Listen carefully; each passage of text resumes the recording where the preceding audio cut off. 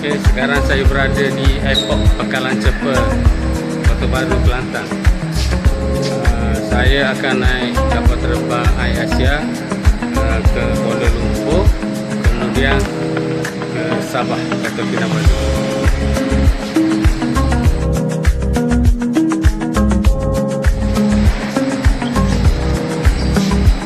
Di sini tempat drop barang.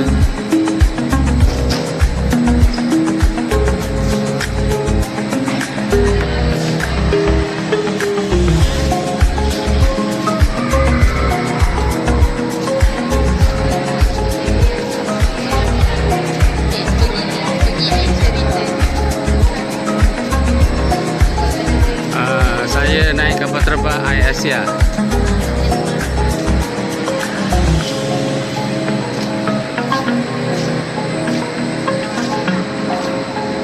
Nampaknya Airport Pekalan Cepa Kota Baru ni agak luas dan selesa.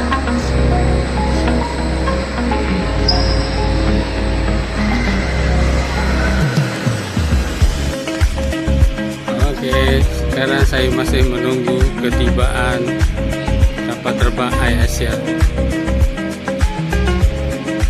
Sekarang berada di ruangan menunggu.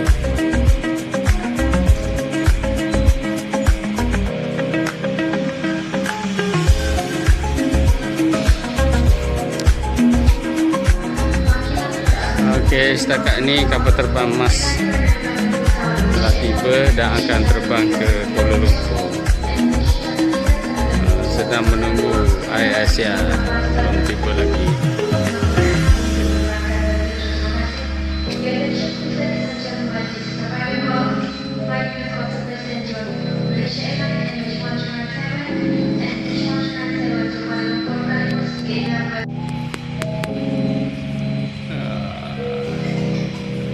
Ini Air Asia.